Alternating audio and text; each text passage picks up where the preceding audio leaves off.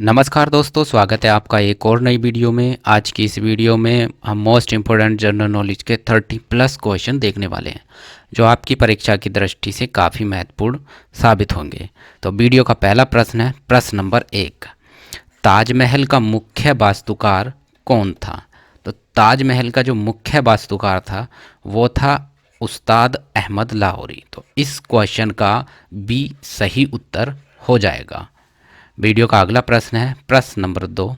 सिंधु नदी का उद्गम स्थल कहाँ स्थित है? तो दोस्तों, सिंधु नदी का जो उद्गम स्थल है वो मानसरोवर झील है। तो इस क्वेश्चन का सी सही उत्तर हो जाएगा, मानसरोवर झील।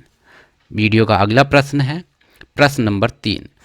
भारतीय संविधान का कौन सा अनुच्छेद पंचायती राज व्यवस्था से संबंधित है?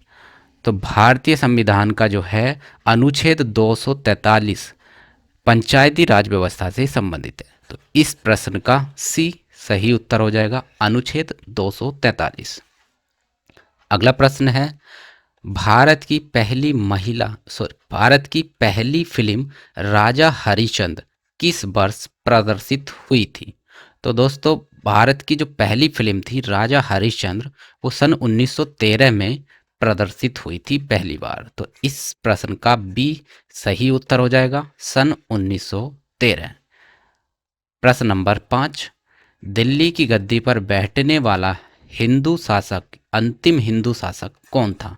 तो दोस्तों, दिल्ली की गद्दी पर बैठने वाला अंतिम हिंदू शासक था हेमू। तो इस क्वेश्चन का बी सही उत्तर हो जाएगा, हेमू।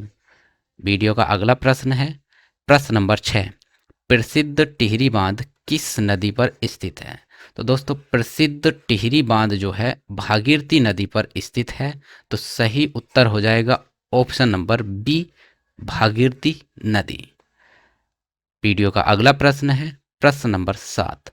भारत का कौन सा राज्य कहवा यानी कॉफी का सबसे बड़ा उत्पादक राज्य है? तो दोस्तों, कॉफी का सबसे अधिक उत्पादन होता है कर्नाटक में। तो इस प्रश्न का सी सही उत्तर हो जाएगा, कॉफी का सबसे बड़ा उत्पादक राज्य है कर्नाटक। अगला प्रश्न है, हमारी आकाशगंगा यानी मिल्की वे की भौतिक आकृति कैसी है? तो दोस्तों, आकाशगंगा की जो भौतिक आकृति है वो है सर्पिलाकार यानी स्पाइरल। तो इस बी क्वेश्चन का बी सही उत्तर हो जाएगा। आकाशगंगा का यानी मिल्की वे का जो आकार है वो कैसा है? स्पाइरल है, सर्पिलाकार है। वीडियो का अगला प्रश्न है, हीरे का आवर्तनांक कितना होता है? तो दोस्तों, हीरे का जो आवर्तनांक होता है 2.4 होता है। तो इस क्वेश्चन का बी सही उत्तर हो जाएगा, 2.4। अगला प्रश्न है, रिएक्टर स्केल का उपयोग किसे मापने के लिए किया जाता है? तो दोस्तों, रिएक्टर स्केल का जो उपयोग किया जाता है वो भूकंप की तीव्रता नापने के लिए किया जाता है। तो इस क्वेश्चन का बी सही उत्तर हो जाएगा, भूकंप की तीव्रता। अगला प्रश्न है, महाभारत का प्राचीन या फिर मौलिक नाम क्या है? तो दोस्तों, महाभारत का जो प्राचीन नाम है वो है जय संहिता। तो इस क्वेश्चन का बी सही उत्तर हो जाएगा। महाभारत का प्राचीन या मौलिक नाम क्या है? जय संहिता। अगला प्रश्न है, कास्टिक सोडे का सही रासायनिक सूत्र क्या है? तो दोस्तों, कास्टिक सोडे का जो रासायनिक सूत्र है वो है NaOH। तो इस प्रश्न का सी सही उत्तर हो जाएगा, NaOH। अगला प्रश्न है, फलों के मीठे स्वाद का मुख्य कारण क्या होता है? तो फलों के मीठे होने का जो कारण होता है वो फैक्ट्रोज होता है। तो इस क्वेश्चन का सी सही उत्तर हो जाएगा, फैक्ट्रोज। अगला प्रश्न है, हड़प्पा सभ्यता के दौरान किस जानवर को सबसे अधिक पूजनीय माना जाता था? तो दोस्तों, हड़प्पा सभ्यता के दौरान जो है कुबड़ निकले हुए सांड को सबसे अधिक पूजनीय माना जाता था। तो इस क्वेश्चन का बी सही उत्तर हो जाएगा। अगला प्रश्न है, प्रश्न नंबर 15। प्रोटॉन और इलेक्ट्रॉन के द्रव्यमानों का अनुपात क्या होता है? तो दोस्तों, प्रोटॉन और इलेक्ट्रॉनों के जो द्रव्यमानों का अनुपात है वो है 1:1840। तो इस क्वेश्चन का बी सही उत्तर हो जाएगा। प्रोटॉन 1 और इलेक्ट्रॉन का जो द्रव्यमान है वो कितना है 1840। तो दोनों का अनुपात कितना हो जाएगा 1:1840। अगला प्रश्न है विद्युत धारा को मापने की इकाई क्या है। तो दोस्तों विद्युत धारा मापने की इकाई है एम्पियर। तो इस क्वेश्चन का सी सही उत्तर हो जाएगा एम्पियर। अगला प्रश्न है आंख का वह आंतरिक पिछला भाग जिस पर प्रतिबिंब बनता है उसे क्या कहते हैं। दोस्तों आंख में जो प्रतिबिंब बनता है वो रेटिना पर बनता है। तो सही उत्तर हो जाएगा रेटिना या फिर दृष्टि पटल। इस क्वेश्चन का सी सही उत्तर हो जाएगा। अगला प्रश्न है प्रश्न नंबर 18 एस्प्रिन मुख्य रूप से किस प्रकार की दवा है। तो दोस्तों एस्प्रिन जो है एक दर्द निवारक दवा है। तो सही उत्तर हो जाएगा ऑप्शन नंबर बी एनाल्जेसिक। तो सही उत्तर हो जाएगा एनाल्जेसिक बी यानी दर्द निवारक दवा। इस क्वेश्चन का बी सही उत्तर हो जाएगा। अगला प्रश्न है प्रश्न नंबर 19 किसी वस्तु का बिना टूटे विकृत होने की क्षमता को क्या कहते हैं। किसी वस्तु का बिना टूटे विकृत होने की क्षमता को कहते हैं प्लास्टिसिटी यानी द्रव्यावस्था। तो सही उत्तर हो जाएगा ऑप्शन नंबर बी प्लास्टिसिटी। अगला प्रश्न है किसी अर्धचालक की चालकता पर ताप का क्या प्रभाव पड़ता है। तो दोस्तों किसी अर्धचालक की चालकता पर ताप का प्रभाव जो है ताप बढ़ने से बढ़ जाता है। तो सही उत्तर हो जाएगा ऑप्शन नंबर बी यानी अगर हम अर्धचालक को गर्म करते हैं तो उसका ताप जो है बढ़ने से उसकी चालकता भी बढ़ जाती है। तो इस क्वेश्चन का बी सही उत्तर हो जाएगा ताप बढ़ने से बढ़ जाती है। अगला प्रश्न है बैटरी के धनात्मक ध्रुव यानी पॉजिटिव टर्मिनल को क्या कहते हैं। तो धनात्मक ध्रुव को कहते हैं एनोड। तो इस क्वेश्चन का बी सही उत्तर हो जाएगा।